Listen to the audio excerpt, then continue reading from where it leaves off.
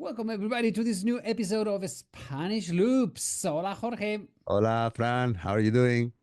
All doing great. One more week here together to talk about Spain. Another And week. yes, another week. So, Yeah. why don't we get some music and we Yeah. start talking about today's topic? Sure. Here we go.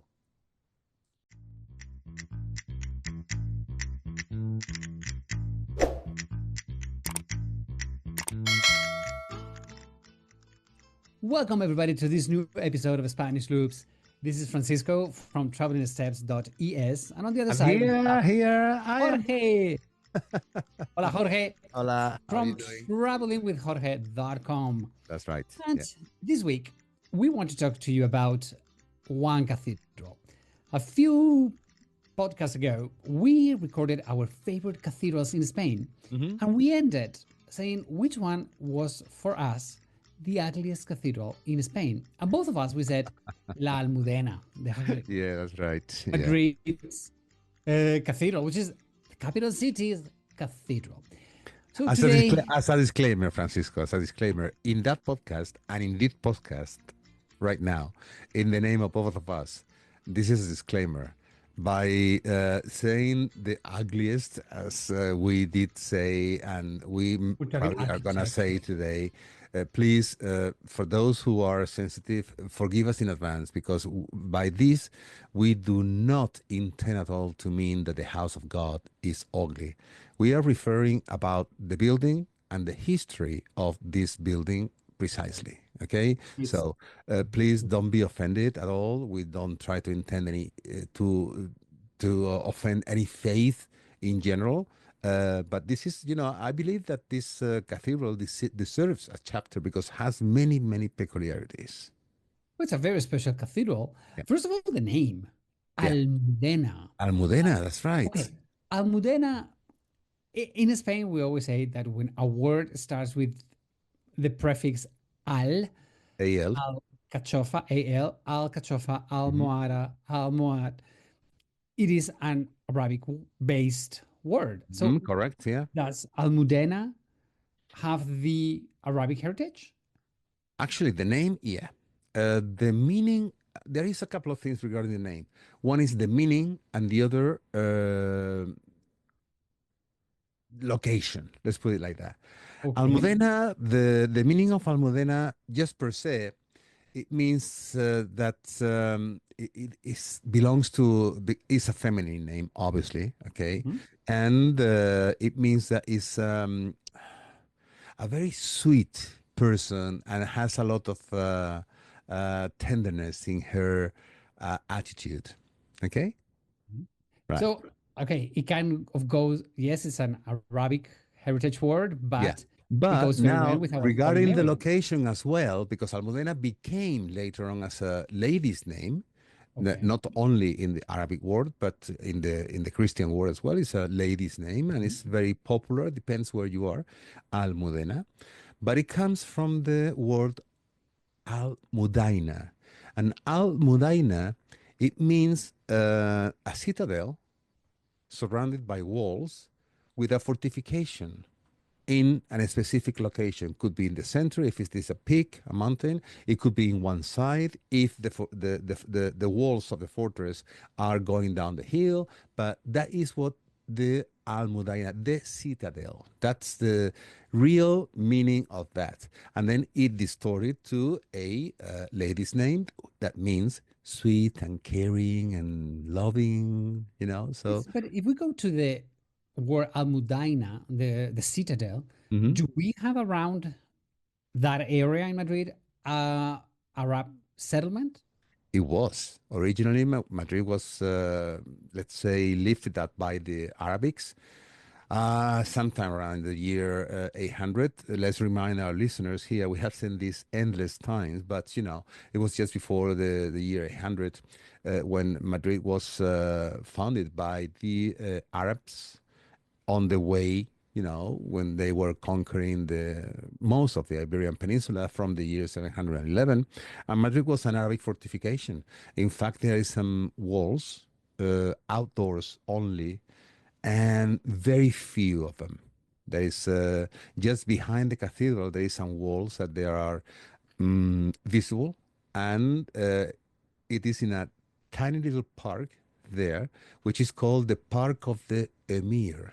You know, Emir was Okay. the monarch, the Arabic monarch, right? Doesn't specifically refers to any emir precisely, just the emir.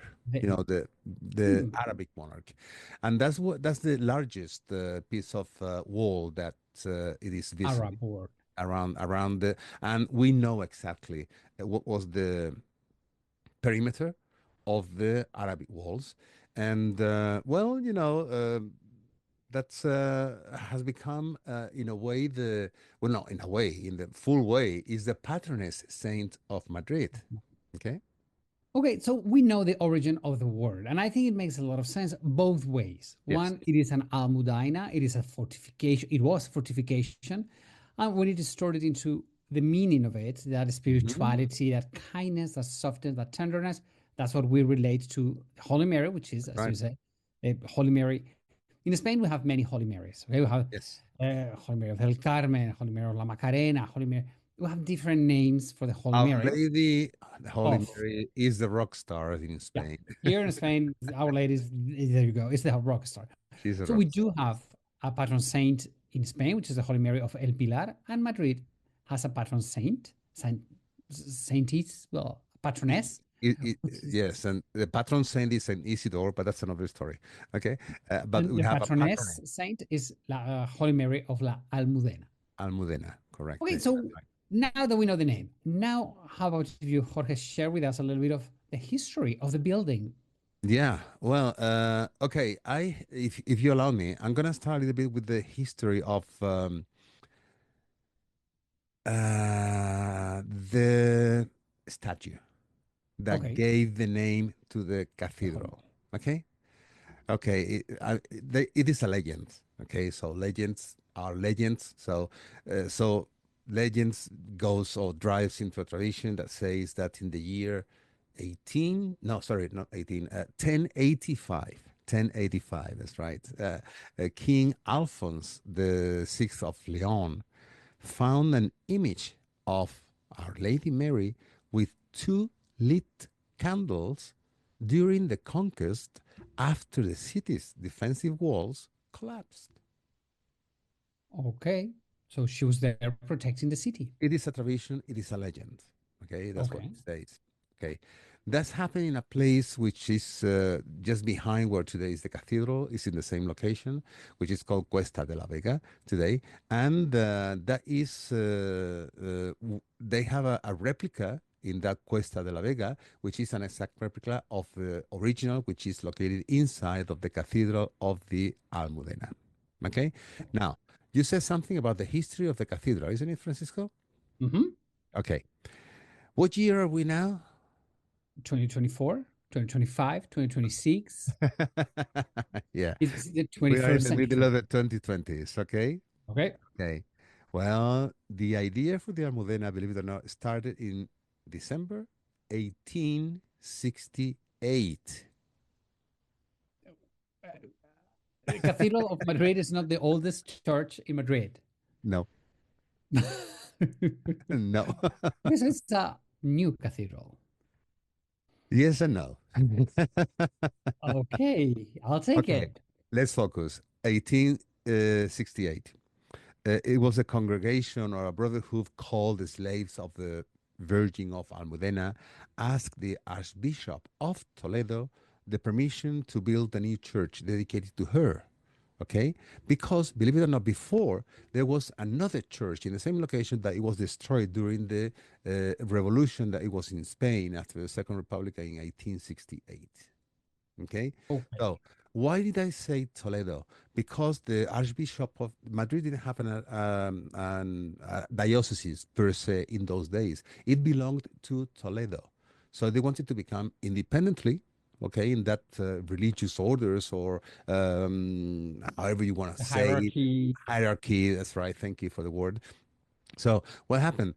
Well, the the Bishop of Toledo approved the thing, so that congregation turned to the royal family for help, and the king and queen at the time donated part of the land that is in front of the royal palace.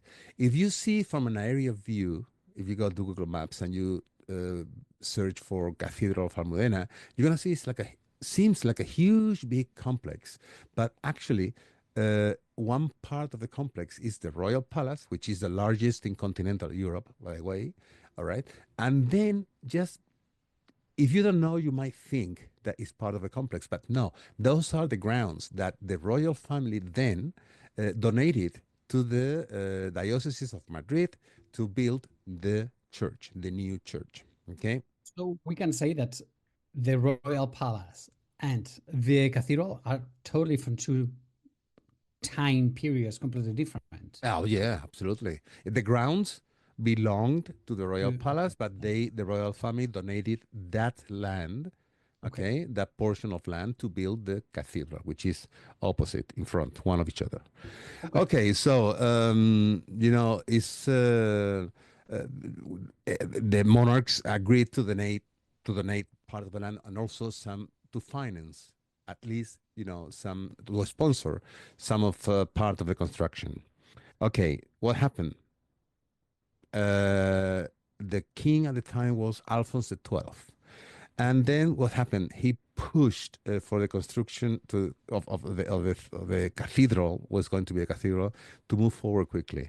Okay, the architect in 1883 approved the project. It was approved, the project, 1883. So it's like 15 years after those dates I said before.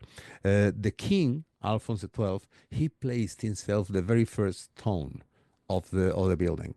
So it was in 1885 when the Pope Leo the 13th established Madrid as the new diocese. And the church was elevated to cathedral status. Of course, it was going to be the cathedral. The original project was a very basic one.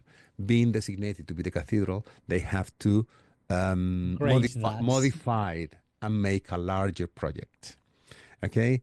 Well, the original architect envisioned a grand cathedral in French Gothic style with a Latin cross plan, side chapels connected by narrow walkways and a semicircular apse with a ring of, I think it was in the beginning, five chapels.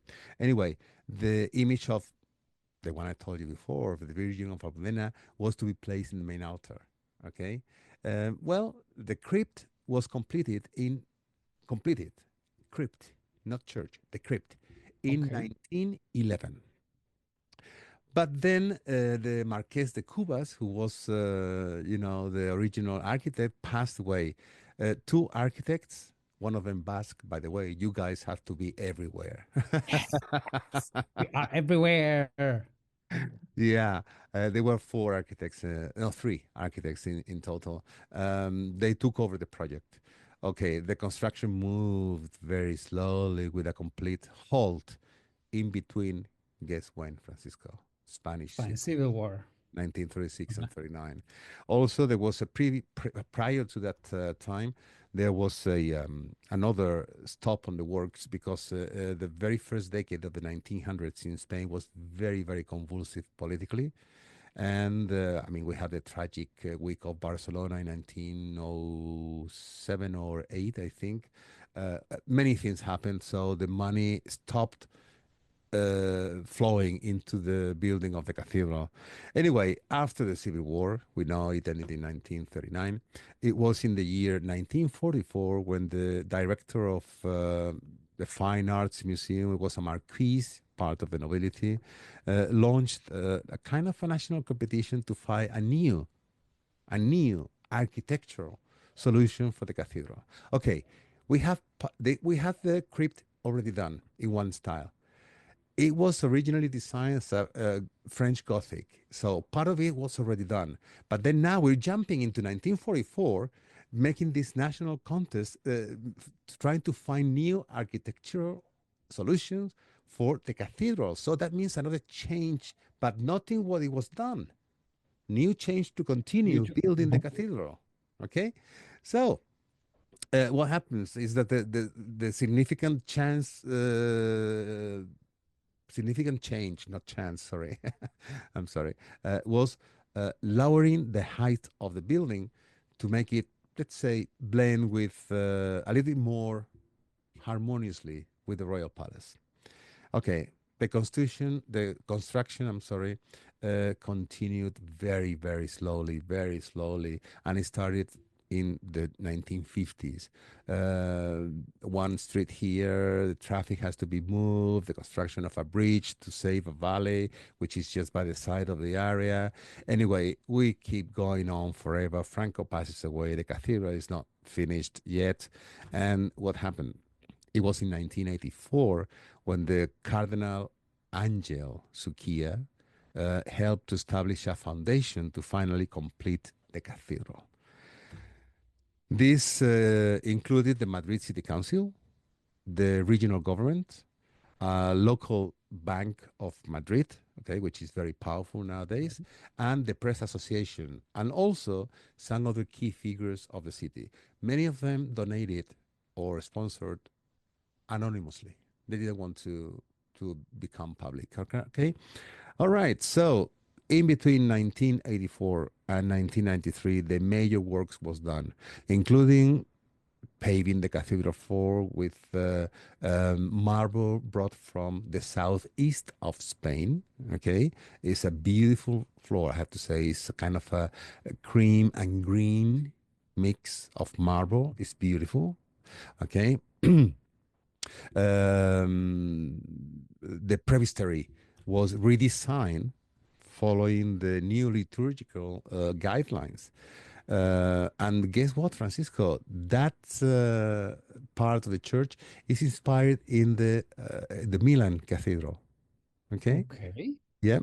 So a new altar for the image, Our Lady of Almudena was created with a very dramatic altarpiece. Juan de Borgoña was the designer. Additional work, including, believe it or not, I think is the only one in Spain that has that radiant heating floor inside of the cathedral. Of Ooh. course, yeah. Madrid, your They capital have to show off a little city. bit. You show off And then people. here we come, finally, June the 15th, 1993. The then Pope, nowadays Saint John Paul II, visited Madrid to dedicate and consecrate the cathedral, making the end of his 110 years long construction of the cathedral. So it took 110 years to construct, Yeah. and it was consecrated in 1992, 93. 93. 93. Not even for the Precisely, Olympic precisely. Games. No, it was just after the Olympic. God, I didn't know. Yeah, it was after the Olympics. Yeah, the main thing was, I mean, indoors. The main things were done. Excuse me. And what happened? It was already working as a cathedral, but wasn't consecrated yet. Okay. We had a very big venue that we said in one of our earliest podcasts that Spain 1992, and Madrid was declared cultural capital of Europe. Okay, Mhm. we also had the Olympics in Barcelona and The the World's Fair. World Expo in Sevilla. Yeah. Okay, and yeah, I mean the main thing inside was done, but it was just retouching the outside. I have to tell you, Francisco, that the night before Jean Paul II came over to visit and consecrate and designate the cathedral as the Cathedral of Madrid, the night before they were still working on it. Oh my God. What So stress is that? yeah.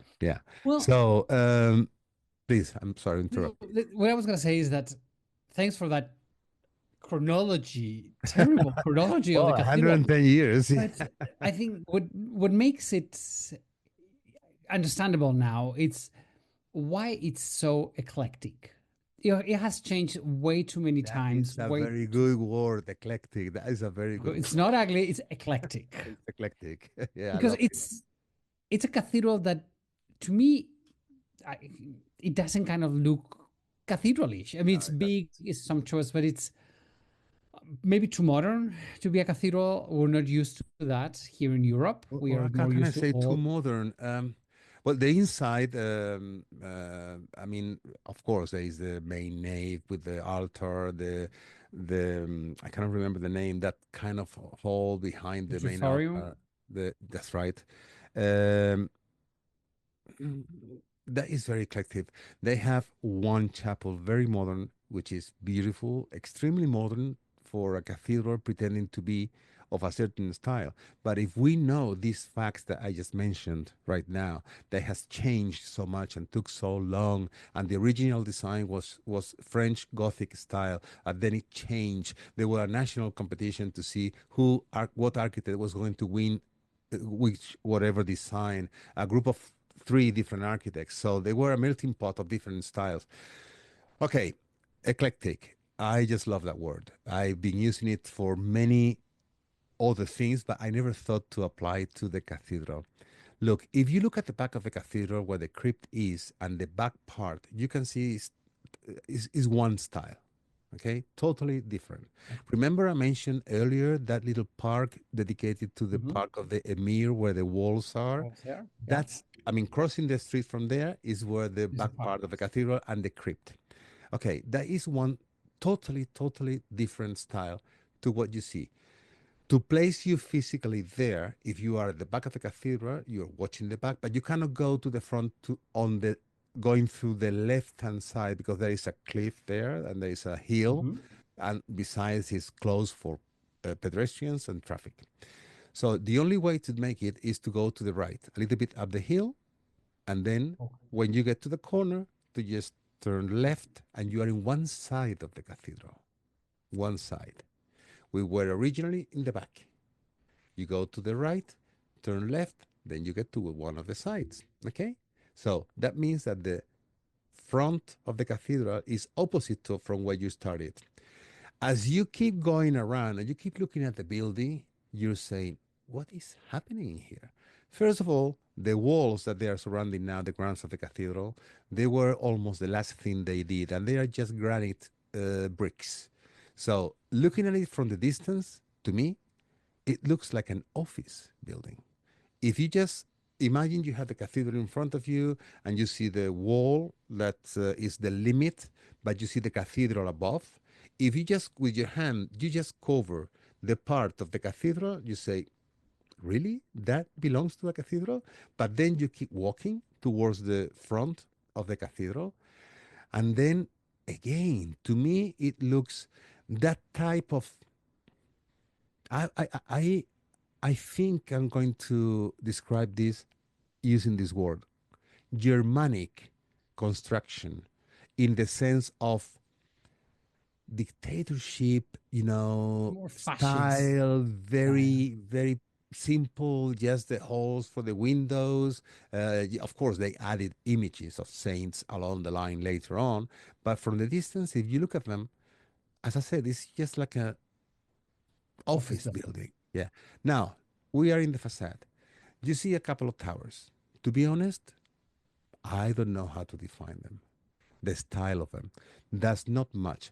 If you are just in front of the cathedral, the facade is so impressively big that doesn't allow you to see the main nave that is at the back. But Mm-hmm. if you move backwards enough in diagonal, because the royal palace has also the Mm-hmm. limits, then is when you see the two towers with the big main entrance. The big main entrance are columns, no style at all, just columns, rounded columns placed there. And then you see the other style. The stone is different because the facade is granite and the other one is limestone, yellow. So Okay. that's totally different style. Um, the bells has to be a good quality because you have no idea how I mean, the entire city of Madrid hears the bells. Yes.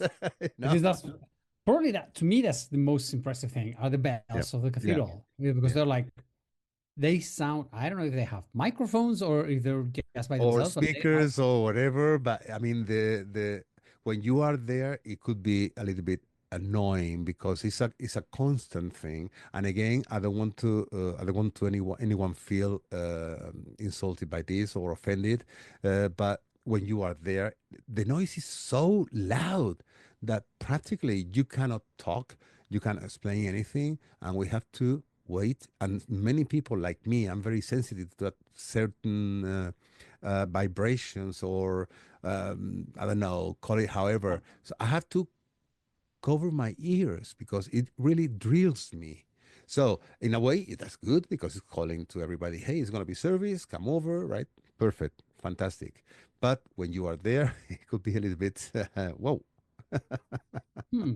So, our listeners, as you can understand, as you can see, really Jorge has described very well. It's a very strange looking Yeah, cathedral. It's a very yeah. strange looking temple.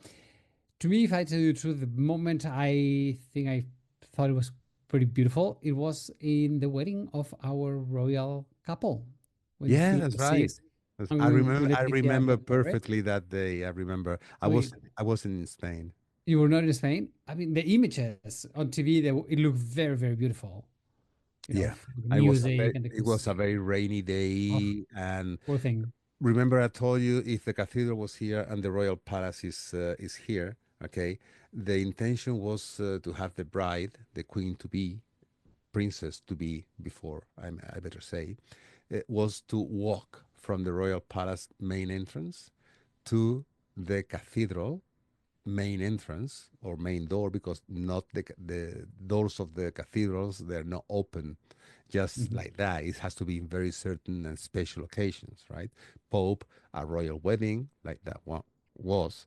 So it was raining. It was, you know, Pouring. pouring cats and dogs, I think Uh-huh. is the That's how to expression or say it. something like that. Yeah. And so at the end, it was a very final, a very improvised solution. They took out of the armory, which is it used to be behind the royal palace, one of the big, beautiful cars, and one of the Um, is beautiful Rolls Royce, by the way. mhm. And she just went into the car and she was drove to barely 500 yards, no more than that. Yeah. And I But was in, it was impossible for her to walk it. It was no, no, raining no, so hard. it was really, really rainy that day. Yeah. So let me add one thing here, Francisco, about the facade, because I'm realizing right now that some people might be discouraged about how eclectic I have explained the facade. But just let me tell you that the main facade, uh, besides featuring the bell towers with there is some sculptures, those sculptures include Saint Isidore, which is the patron saint of Madrid. Also, they have another Madonna figure, which is Santa Maria de la Cabeza. That might sound a little bit strange. Is Our Lady of the Head. Okay, head. Mhm. So, what's the origin of that? To be We honest, don't know. I don't know. We don't know. No, I don't know. I don't know about anyone else. San Ferdinand, and also Santa Teresa of Jesus. There's Teresa a Jesus. Yeah, there is a Yes, statue of her over there. we have a podcast talking about her. Yeah, that's right. Correct. Teresa de Yeah, Avila. yeah. And of course, there is an outdoor image of Our Lady of Almudena, Yeah. So like welcoming you. Yeah, and of course, is the coat of arms that represents the Spanish royal family and the papal state coat of arms as well is there. So, okay, besides everything that I said, you know, it's worth visiting. If you're in Madrid, you're going to be at the Royal Palace. That's one of the must things to do when you are in Madrid, Royal Palace. It's going to take you an extra half an hour to walk around the cathedral and even to go in because up mhm. to date, I'm crossing my fingers, is, as far as I know, one of the few cathedrals that you don't pay a fee to get in. I mean, they have a kind of a basket at the entrance, the side entrance, not the main entrance, the side entrance. It says donation to keep the cathedral maintenance. So some people might give €1, some people might give some, banknotes, paper money, which the smallest one is five. Five. But just get a couple of coins and just go in and visit the cathedral. To me, one of the breathtaking things of this cathedral is the organ. I think I have explained in one of our podcasts that once I was really, really lucky to take a group of a choir that they were about to sing in the cathedral in one of the services, and the director of the choir, he was the organ player.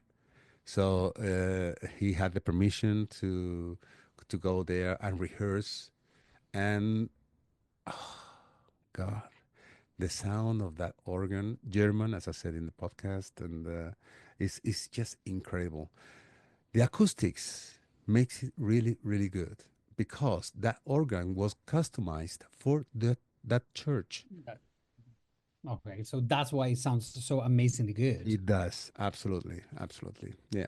And guys, if you want to see the cathedral, it's there. It's just by the royal palace. So if And you the best way to see the cathedral and the royal palace, it is if everybody talks to you about your Madrid and Imperial Cities tour. Madrid and Imperial Cities tour, But that's I right. assume you don't go into the cathedral, but you go to the royal palace and I you got have some free time to go to the cathedral if you want. Yeah, yeah. Right. We have a morning tour that is including the Royal Palace and a walk in the neighborhood where the Madrid of the Habsburgs, okay, Mhm. and that's where the Royal Palace and the cathedral Yeah. are located. And if that day you're tired, you have many other opportunities to go on your own and see the cathedral because, as I said, Madrid, the city center of Madrid, is very flat, very easy to walk, and if you are in a well centrally located hotel, even if you're on your own, everything is within 15 minutes walking distance because if you are in the center of that kind of imaginary circle, which is the Mhm. city center of Madrid,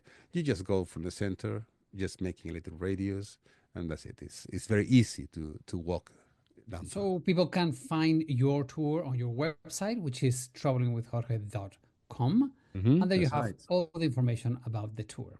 Thank you, Francisco. Yes. Well, Jorge, what an amazing trip to the Almudena Cathedral in Madrid. I have learned a lot. Thank you for Thank your you. enlightenment.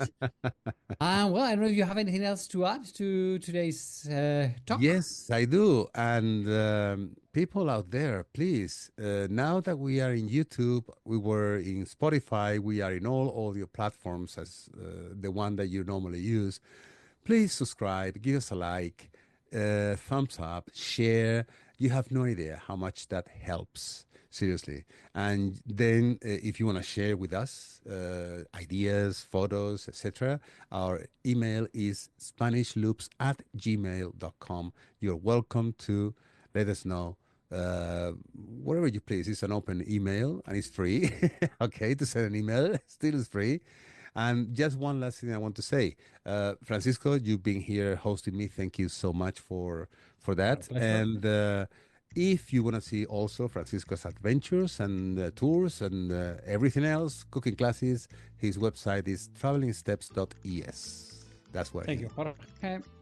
Well, I guess we don't have anything else to say, but We do, but I think that's enough for today. that's enough. We're gonna have to say thank you very much for listening, for joining us today. We hope to see you, and we hope you want to listen to us next week in our Mhm. next episode of Spanish Loops. Thank you very, very much, amigos. We love you all for Yes. staying on this channel and keeping up with us. We love you. Hopefully, you have learned a little bit about Madrid and Spain. I will see you next week. Jorge, thank you. Thank you, Francisco. Goodbye, everybody. Adios, amigos.